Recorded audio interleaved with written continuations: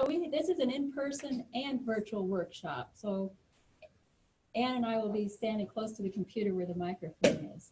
Just to start with, we have two parts. It's kind of interesting because in the theses and dissertations, Ann is going to be talking about the beginning and I'm talking about the end. So just to introduce ourselves, I'm Felicity Dykes. I'm head of digital services and I oversee MOspace. And I'm Ann Barker. I'm a research and instructional services librarian, and I'm sort of the copyright troubleshooter for the library. So I deal with copyright issues. So I'll talk about things you need to think about in terms of getting permission for things, and then also how to preserve your own copyright and what things you need to take into consideration in that angle.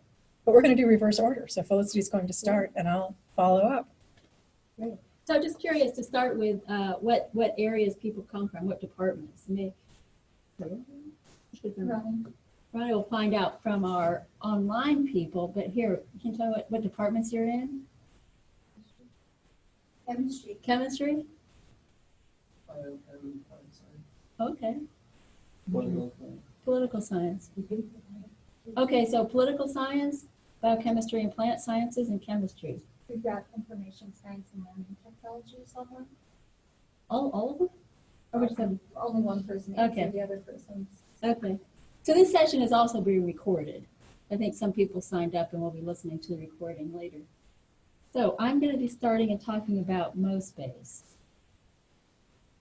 And also, did you bring particular questions you want us to address, just so we can make sure we hit those?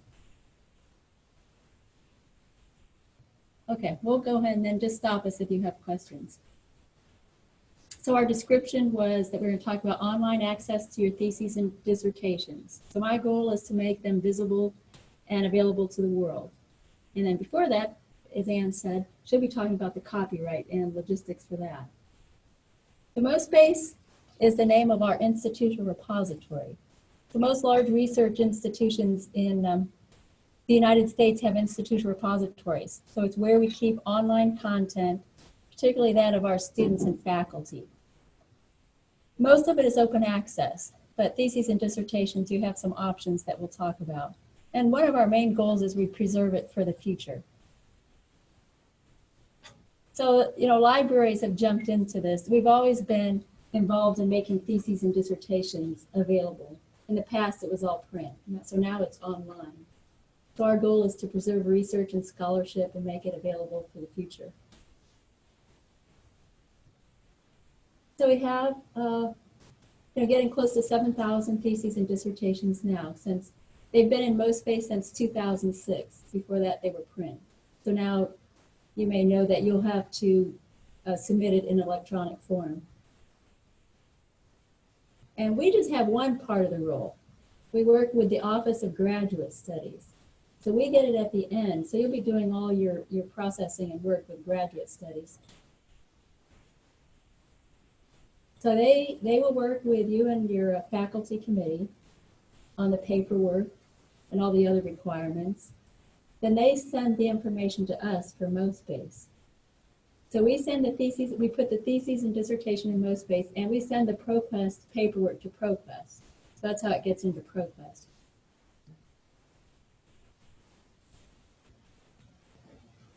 So have you all looked at your forms yet? Where are you, early or late in the process? Early, good. That's good. You're thinking ahead. So this is a copy of one of the forms that you'll be completing with graduate studies. So you can decide to release it immediately, or you can embargo it for a year. And you can decide if it's open for the world, or is it going to be limited to MU or the 4 campuses. And so the information they send us, can I get rid of that at the bottom? Sorry. Okay, good. So in MOspace, we have, for each year, we have 3 options. It's freely available, or it's restricted to MU campus, or it's restricted to the 4 campuses. So just make sure you're clear. So when you leave MU, you won't have access to these either, if they're restricted. So what we do, so if it's immediately available, as soon as we get the paperwork, we add it to MOspace. But just to let you know, graduate studies, it takes them, sometimes 3 months to get the paperwork processed. They have, to analyze and make sure all the dots are dotted. So we don't get those immediately. So if it's restricted, again, as soon as we get the paperwork, we add it to MOspace, and only people on campus with logins can access those. Because the metadata is added to a variety of places, we've started adding this note to the abstracts. So I get emails sometimes from people who want to access them, and I have to tell them no, at the author's request, this is not available. So this is a Google search screenshot. So you may choose to delay it. So right now, the main option is 1 year. So I know the Office of Graduate Studies will sometimes allow people to hold them for 2 years. So after that, we will either make it open to the world or give it one of those restricted access options. So there's a lot of reasons authors choose to restrict their theses and dissertations. A lot of times it's because you may be planning to publish books or articles. And so depending on the publisher and depending on the field, that may or may not be a problem. I know there was one that had proprietary information about our research reactor. So we actually restrict it. It's not available to anyone anymore. There may be patents pending or personal reasons. So I like the Washington University guide that gives some of the reasons. And one useful thing is they point out it's really based on your field of study. So, in the arts, it may be more of a problem. For articles, if you're doing a derivative, it may be less of a problem. So the best thing, depending on your discipline, is to look at the journals, to talk to your faculty members. And then we also have subject specialists in the library who can help you with that. We also have a new librarian here, Stephen Pryor, whose focus is research material. Yeah, somebody asked you about that. Right. Well, I guess let me point out here that one good thing at MU and most universities, there's a whole team here to help you. And you have your faculty committee, but you also have people in the library and graduate studies. Our goal is to help you succeed. So this is something, it's good you're thinking early, because this is something you're going to have to decide when you submit your thesis or dissertation. What kind of access will you provide? In the library, our goal is to make things as open as possible, but then we recognize that people sometimes have competing reasons not to do it, especially if you're going to publish. So this just shows you the impact of open versus restricted. So these are 2016 thesis dissertations. So the freely available one was downloaded. Those were downloaded 17,000 times, while the restricted ones, they each had less than 150. What I like about MOspace is that it's accessed by people all over the world. So, we can look at the user statistics and see that people in the Philippines, India, Europe are accessing the theses and dissertations. And one goal we have in the library, and one of my goals, is to do as much as possible to push your material out.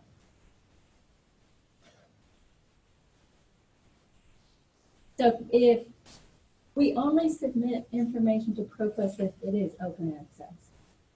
So all the restricted ones are not indexed in ProQuest.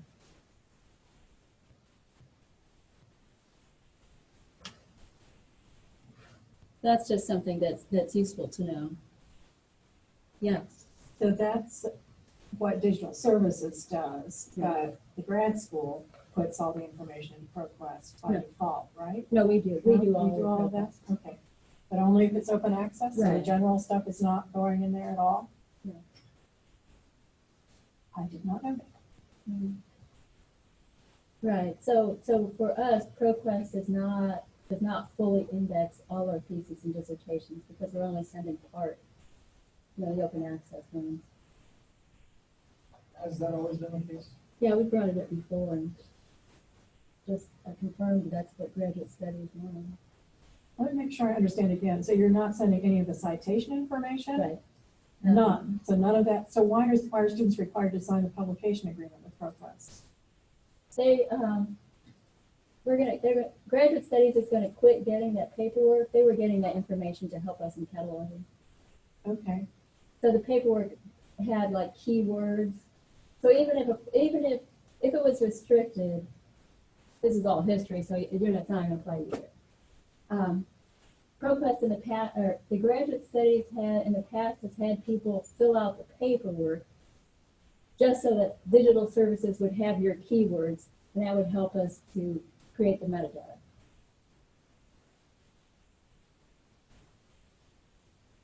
So that's just the way we work.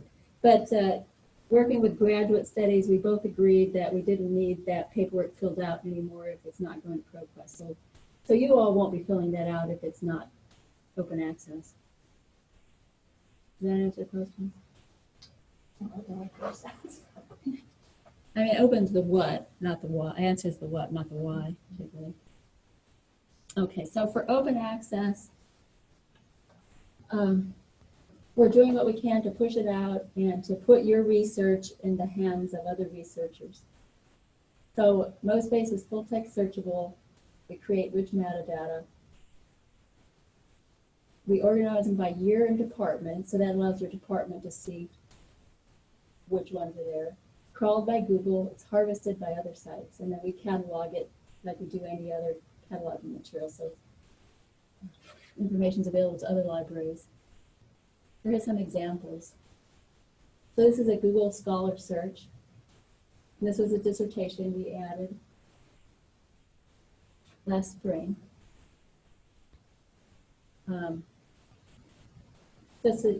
In MOspace, we can see the statistics by refer. So you can see that Google is, other than MOspace, Google is a top refer. So most people come to the content through Google search.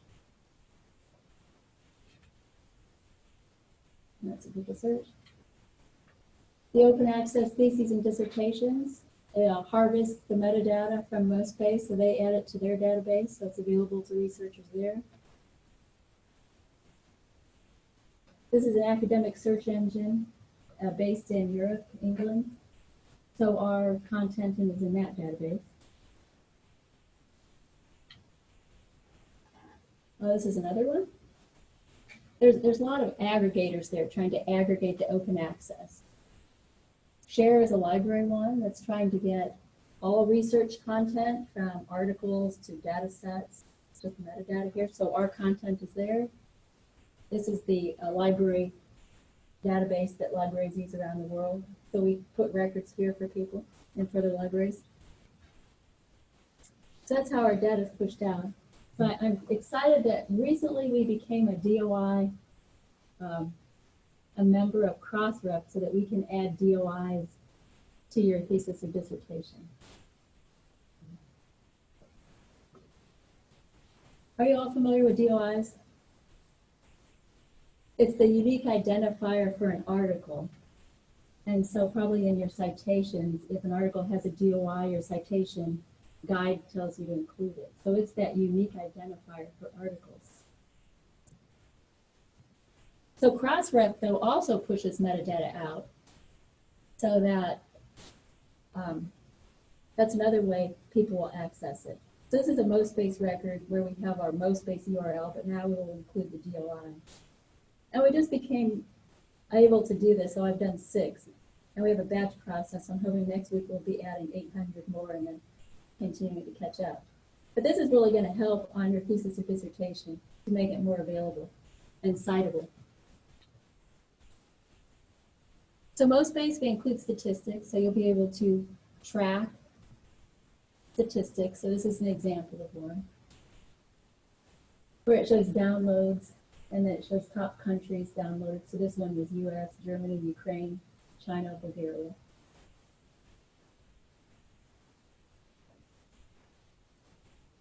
So that's MOspace in general. And if you don't have ORCID IDs, I want to make a plug now that you would get one. ORCIDs are DOIs are for your article, orchids are for people. So this would be your unique identifier to make sure everything you publish, especially if you go on to do more research, this is what would link the articles to you.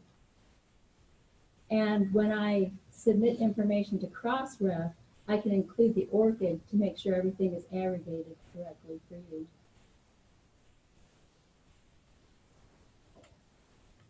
And so, you know, I did a search for University of Missouri, and this is just an example of some of the people.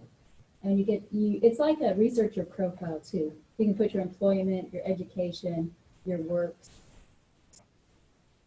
And this is one that you create and maintain.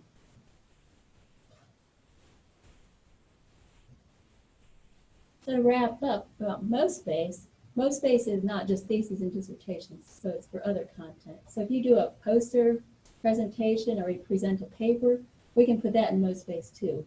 And again, that, you know, we'll get the DOI, you can put it on your CV and have that available. And just based on experience, ETD tip. It's always surprising when we get theses or dissertations with misspellings in the title. So I just would encourage you to read that. When we get it, we're at the end. So, you know, we can't make any changes after it arrives at us. So just make sure you get really good proofreading.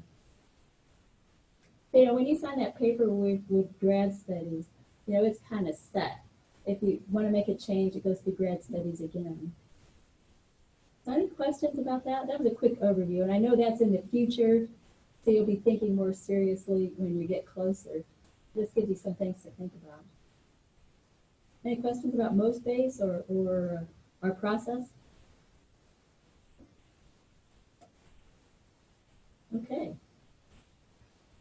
Let's jump back to copyright. All righty.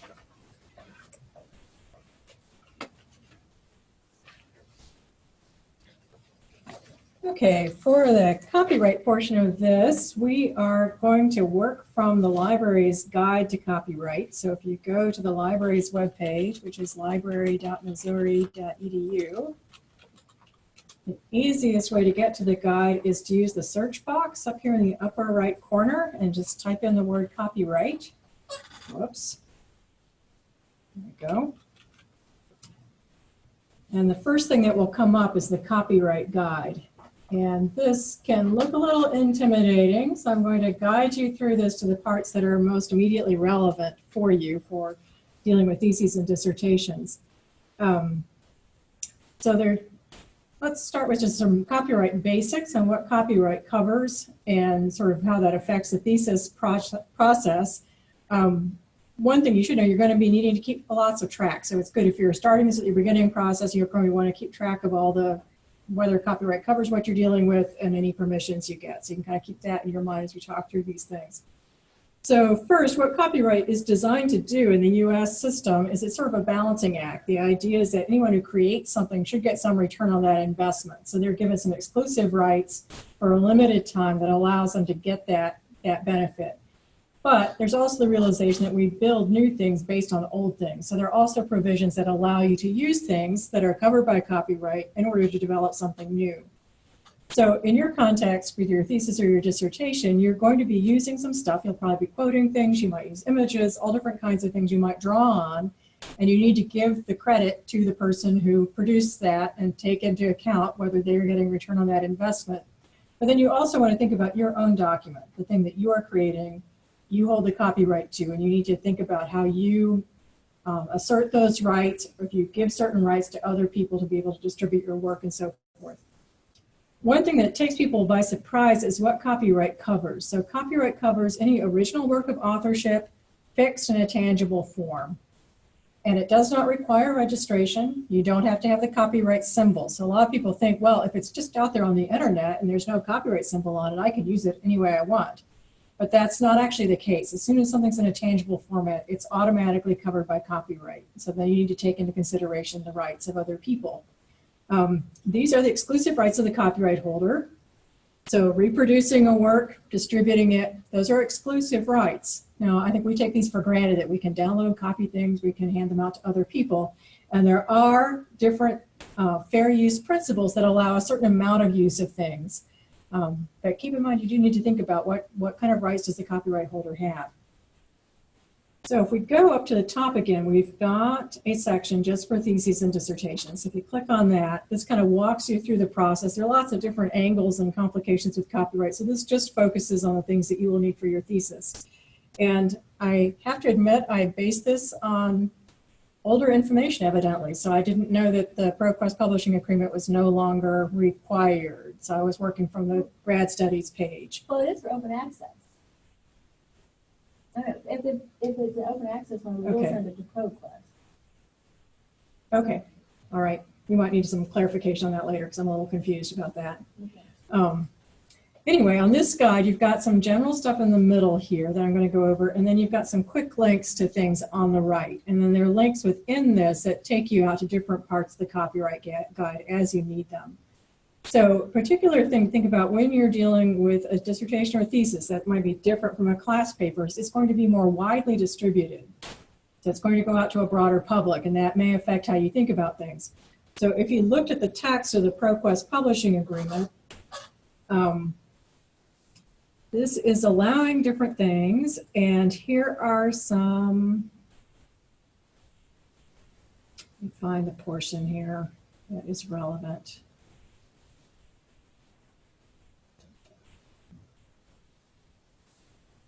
Okay.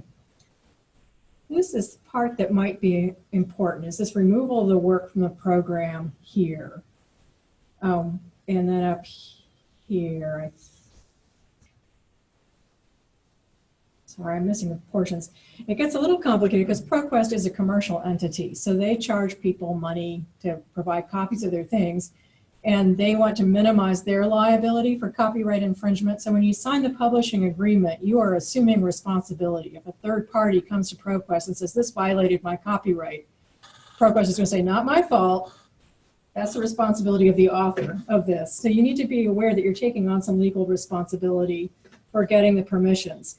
And ProQuest reserves the right, if they think you have not gotten the required permissions, they could remove your dissertation from their distribution program. I think that in MOspace would be handled a little bit differently. The universities are information service, internet service provider, and if someone complained about infringement, we would need to block access to that until we adjudicated that and decided is that actually okay to use or not. So be aware you're taking on some more responsibility, and you just need to be aware of that. Be aware that this could affect your own work. So if you're citing something of your own in your dissertation, you might need to look at your original copyright agreement for that first publication. Sometimes people will sign away their copyright to the publisher and not realize you're giving away your right to reuse your own work when you do that. So you need to kind of bear that in mind, that you might need to do some analysis, even if it's something that you created, on whether you can use it again. Also, if you're doing any work for the university as part of an employment agreement, or you're doing something that's a result of internal funding, you might need to check to see to what extent you own the copyright to that and to what extent the university owns it. They have some things, particularly if it's something that's funded by an internal research grant, they kind of negotiate contracts on a case-by-case basis on who owns the copyright to that. So don't assume that you necessarily hold the copyright to your own stuff. You might have inadvertently made an agreement that does something different with that. This publication, this Copyright in Your Dissertation or Thesis, was written by Ken Cruz, who has both a library degree and a JD, which is great. And so he's got lots of information. And he's outlined some different things that you might need to think about. So these are the kinds of things you would need to think about using in your dissertation. So if you've got a very short quotation, that's usual. The law usually allows you to use a short portion of something, particularly if you're commenting on it or criticizing it. If you need to quote it to make your point, that's usually not a problem. But if it's a longer quotation, or you're reproducing a larger thing, or if you're reproducing something that is a more creative type of thing, more creative things tend to be protected a little bit more. So if it's a graphic or music, no, in your fields, you're probably not doing that. You might need to think about whether that's protected or not. So those are the kinds of things you might need to look at. What we recommend that you do is to look at the fair use to see if it's okay to use it. I'm going to come back to that in a moment. That's what allows you to use portions of things. One thing I will mention, I have found this, you'll see this probably both with ProQuest and with if you're publishing with a journal. I found the commercial publishers are not as open to fair use as I think they might well be. So fair use outlines what you can use fairly. And sometimes I would think it would be okay to use stuff under those fair use principles. But the commercial publisher, because they're so interested in protecting themselves from liability, they might say, no, we're not comfortable with that. We think you need to go get permission, even though I might think you might not. So you might need to keep track of that a little bit more. So here's the process to go through. First off, question whether the thing you're dealing with is even covered by copyright. So as I mentioned, anything that's once fixed in a tangible medium of expression is covered automatically, but there are some things that have passed into the public domain. So for example, things published before 1924 are out of copyright. They've been around too long. Things that were published by the federal government documents are traditionally not covered by copyright. So those are free to use. There's this time period between 1924 and 1989 when the copyright law was going through lots of changes. And something published in that time period might still be covered by copyright, or it might not be. So if you clicked on this public domain link, this takes you to this page. And there is a really nice chart from Cornell that kind of spells it out. So if you are dealing with older things, you can look at the date range, and then it tells you what law applies to that particular time period. So you can see, is this still covered by copyright or not? If you have any trouble with this, just send me an email. Let me know what you're looking for. Some of this can get a little hairy to figure out, and I'm happy to do that searching for you and see. Particularly if you've got things in this 1920, what is it? Whoops, back up another step. It's 1924 to 1989. That can be a little tricky to figure out, so I'm happy to look into that for you. Another thing that might come up is the thing you're working with might be covered by a license. So be aware, almost any of the online things that you get from the library, those are licensed products. And since a license is negotiated specifically, it might be either more restrictive or less restrictive than the copyright law. So for example, if you're reproducing an image that came from one of our databases, the license might govern how that image can be used. So we might need to look into the license conditions to see that. We also encourage you to use the Creative Commons, look for things there. The Creative Commons is a system that provides for different kinds of licensing. So a lot of people were concerned that copyright was locking things up too tightly, and they wanted to be able to proactively give permission for people to use their things. So someone can author something and then apply one of these Creative Commons licenses that says, like in this top one, you can do whatever you want with my work as long as you attribute it correctly. Or in this case, you can do anything with my work as long as it's not a commercial use. And you can search the Commons database and look for material. So if you needed to look for a diagram or an image that it would be okay to use in your dissertation without any question about copyright, this is a good place to do that. So you can find those things. We also have on this public domain page, we've got some other links to different things that have public domain images and text that would be available as well. Okay, so if it's not covered, if it's not in the public domain, it's not governed by a license, then the next step is to do a fair use analysis. And we recommend using a fair use checklist here, but I will point out first, there are different components. There aren't strict rules that say you must use only this certain number of pages or this many lines of something. It's not spelled out that specifically. So again, it's more of a balancing act and considering your purpose and how you're using things and what impact that might have on the person who has the copyright. So it actually is a balancing act among these different factors. So the purpose of your use, so you're using it for scholarship and research, that's a favored use. So it doesn't mean that anything you do is okay, but it strongly favors fair use. The nature of the copyrighted work, so if it's more factual than creative, that favors fair use. So I think it's because a creative thing like an artwork or a music piece, it's difficult to separate the expression from the content. So that's why it's more protected. With something that's more factual, you could express it in a couple of different ways. The underlying, or it might be that the underlying facts really can't be expressed in any different way. So you're able to use that more freely.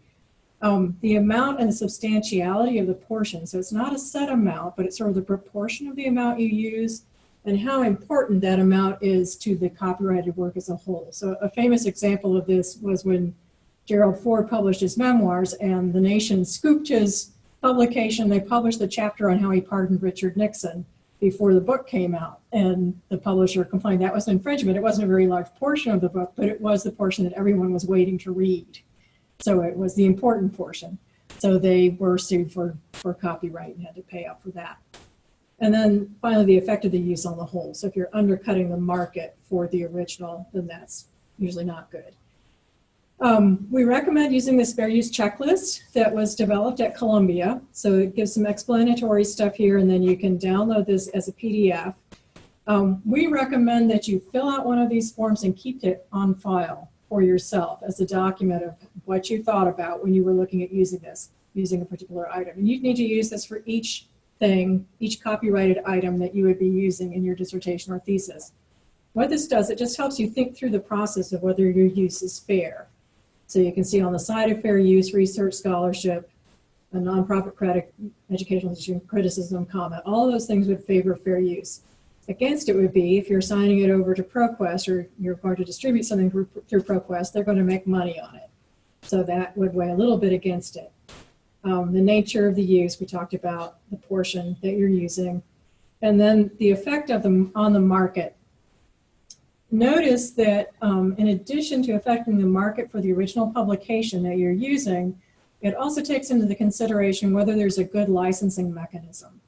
So if it is easy for you to get permission and it's not exorbitantly expensive, that would weigh in favor of your actually getting permission. If there's a mechanism there that makes it easy to get the permission, you probably should get permission. And that's becoming more easy. Sometimes it can be quite expensive. Some of the commercial publishing entities try to sell permissions to the articles and they really charge a lot of money for them. Sometimes it varies from company to company. I found this is becoming more easy in terms of like music and images because the places that market that they're pricing them fairly reasonably and then you have just a click-through link in the database that lets you get access to that. But keep this on file for everything that you look at using so that if anybody does come and challenge you and say, I think you're infringing my copyright, you can pull this out and say, well, I did a fair use analysis. I went through these steps and as far as I could tell, this was fair. So they might still disagree with you, but that you've demonstrated good faith in going through the process, that would help mitigate some of the potential penalties for having done this. So we're glad that form exists. It makes it a little easier. Okay.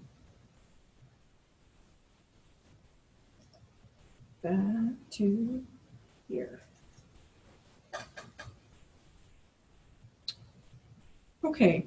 So if you feel like you need to get permission, and I have to say I have no legal credentials, so I can't give you a legal opinion and say, yeah, this is no problem, do this fine, or not. You're taking on some risk and you need to sort of think about how much risk you're willing to take on and if you feel like you need to get permission for something. So if none of the fair use things apply, then you need to go to get permission. And we do have this guide here that tells you a little bit about that. One of the challenges of getting permission is sometimes locating who you get permission from. So if it's a published article, you'd have to look and see. Often the copyright is held by the publisher and they usually have a permissions office. So it's usually pretty easy to get permission from them. They may have a form that they want you to use. There are also these different licensing agencies. So the Copyright Clearance Center is one that handles a lot of permissions, particularly for published journals, and they've got a whole streamlined system for doing that. So that's fairly easy to do. Sometimes if you're dealing with something, you might have different layers of copyright to deal with. So for example, say you want to reproduce a photograph that's in a published article. It might be that the photographer has retained the rights to the photograph while the publisher holds the rights to the text. So you sometimes have to look kind of closely and see who actually holds the copyright and has the rights to give me permission.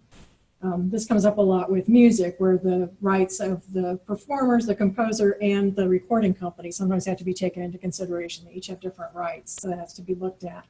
But I think in the science fields, it's a little simpler, so you shouldn't run into these problems. There is, in this document, again, there is a form letter that's handy to use. If you scroll down to the bottom, this would cover all the elements that you would need.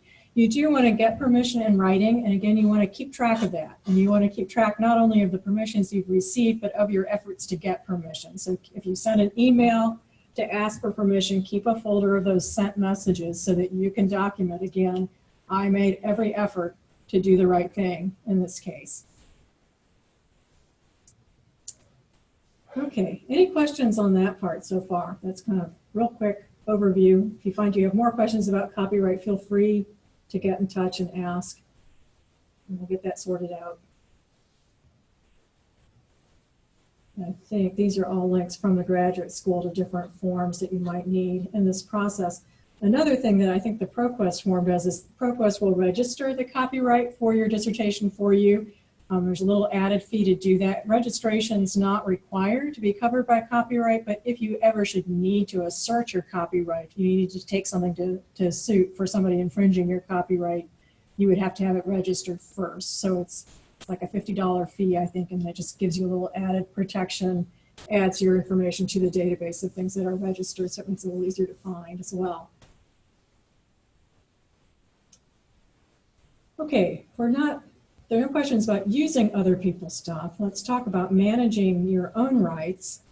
So this is something you do need to think about. Your work is automatically covered, but you do have different rights with that. So when you sign the agreement with MOspace or with ProQuest, you're giving them a non-exclusive right to distribute your work. So you're not signing the copyright over to them. You still hold the copyright, but you're giving them just the right of distribution. And it's a non-exclusive right, which means you can also give that right to other people. So if something's out in MOspace, it doesn't mean that you can't ask a publisher to publish it also. Now, as Felicity mentioned, if you're thinking about publishing, you might want to think about whether you want to make your dissertation openly accessible, because a lot of commercial publishers wouldn't want to go to the effort of publishing something that's already freely available. I see this come up more in the case of novels. A lot of the creative writing students write a novel as their dissertation, or they do some creative work, and then if they're going to want to publish that as a book, they'll restrict the access to it for a time period so they can negotiate that publication agreement. So again, as Felicity mentioned, you'll want to work with your advisor on that and see whether that's something you want to do. There are advantages to making things openly accessible. You'll often get a wider audience.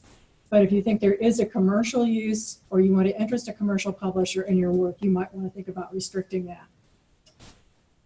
When you are publishing commercially, we do encourage you to take a look at the Spark Author Addendum.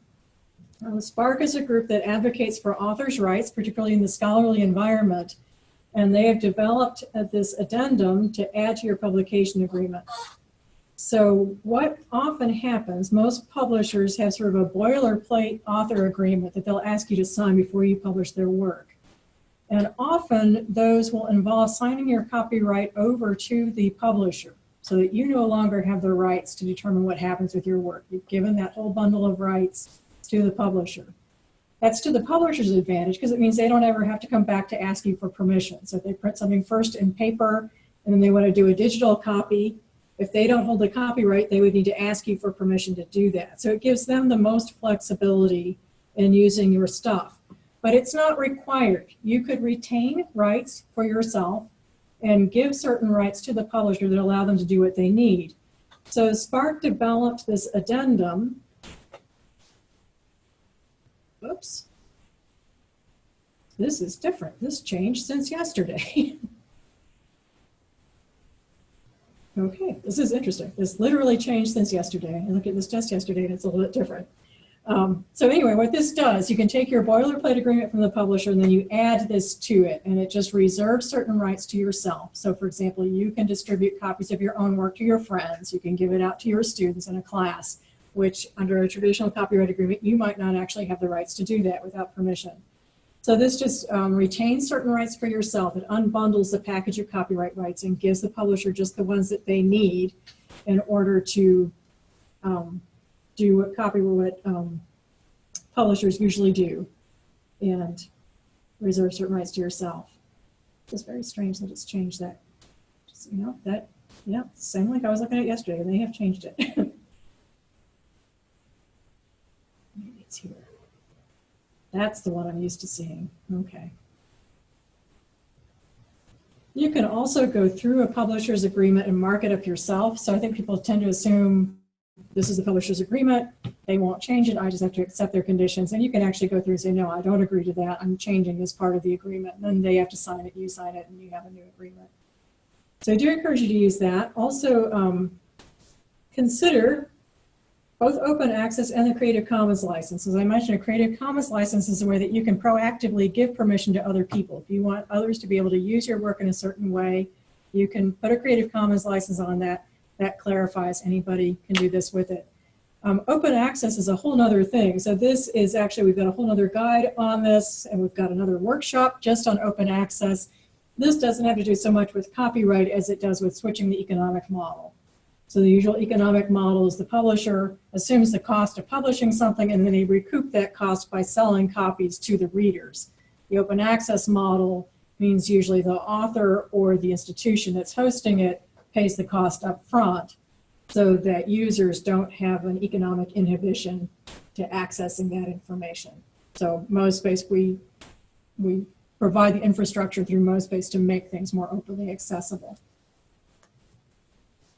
Any questions on this?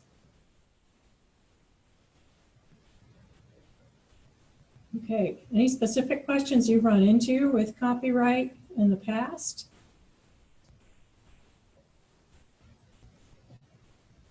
Okay, we've had some interesting questions in the past, but they've been more in the areas of arts and music. Like it's a little more complicated. The scholarly world's a little bit more straightforward than the more artsy, creative world. So copyright continues to evolve, so it may change a little bit in the future. Technological changes tend to drive changes in copyright law. So the first big change came when photocopiers came in and publishers were afraid everyone will photocopy our stuff, we won't be able to make any money. And then the next big revision came with the beginning of the internet and more exchange of information that way. So we might see more changes in the future, but keep in mind again, we're here to help you out with that. And although we can't give you a legal opinion, we can give you pointers towards information. And then there is a person in the legal counsel's, on the general counsel's office who specializes in this. So if it gets beyond what we're comfortable answering, we can always get questions answered through that. Any questions from our online crew? All right. Yeah. A citation is enough depending on the quantity and the kind of, the portion and kind of material you're using. So you're asking about the fair use stipulations on how much you could use and what type of material? Am I understanding you correctly? Yeah, kind of. Sort of. Yeah, let's look again at the fair use portions. So I think the fair use checklist actually spells this out pretty well. So it is a matter of looking at different criteria. So the first criteria is what kind of use you're making of things, or what your purpose is in using something. So for a dissertation, you're doing research, you're doing scholarship, you're at a nonprofit educational institution, you're doing criticism or comment on the materials that you're using. So all of that favors fair use. So that's a strong argument for being able to use materials in your dissertation. Now, sometimes people think, oh, it's an educational purpose, I can do anything.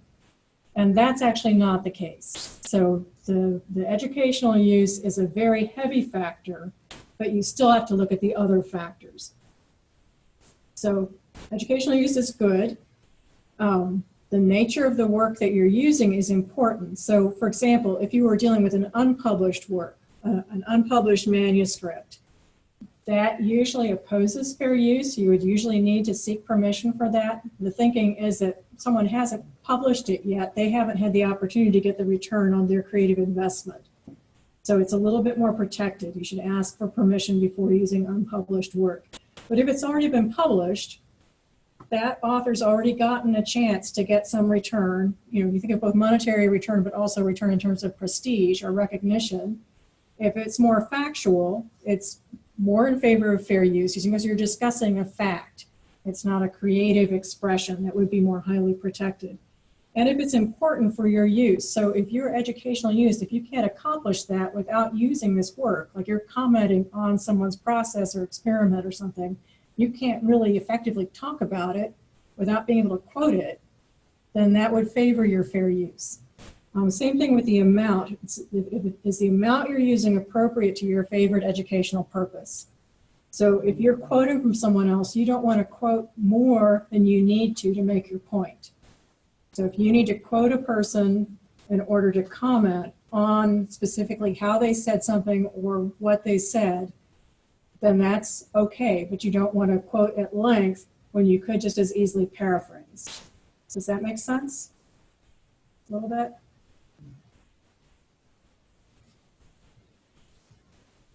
Any other questions?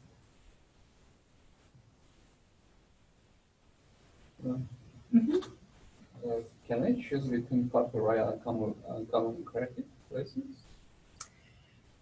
They actually go hand in hand. So when you use a Creative Commons license, you still hold the copyright to it.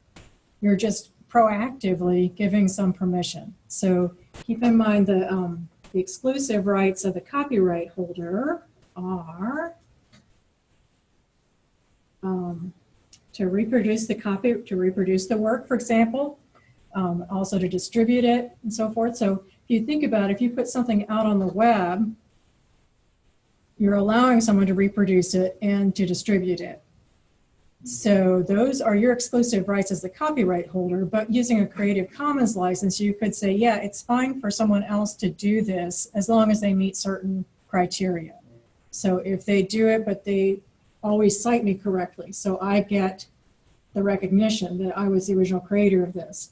Or they do it, but not for a commercial purpose. They do it to share it in an educational environment, but they're not going to publish it as a book and make money on it. So they're different. They're like 5 or 7 different Creative Commons licenses. So they all have different restrictions. But if you didn't have a Creative Commons license, well, whether you do or not, you still own the copyright. But if you didn't have the Creative Commons license, people would have to ask you for permission each time. So this is just a way of sort of cutting through some of that paperwork and saying, yeah, I'm fine with this kind of permission. I'm going to proactively put this stamp on it that lets people know that. But you would still hold the copyright.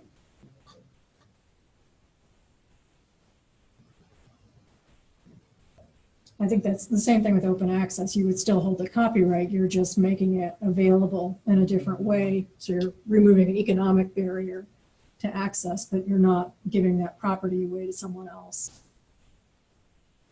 Intellectual property is weird because it's not, it's not a physical item. You're exchanging ideas. So your copyright maintains your hold on the ideas, even if you're letting people see different physical copies of what you've done. Any other questions? Okay, I think that's it for our workshop, but keep in mind both Felicity and I are available through the library's website if you have any questions. We're always glad to hear them. You might think of things later on or as you go on through the process. And we will keep you up to date we'll keep our website up to date as things change. So you'll see as things keep evolving.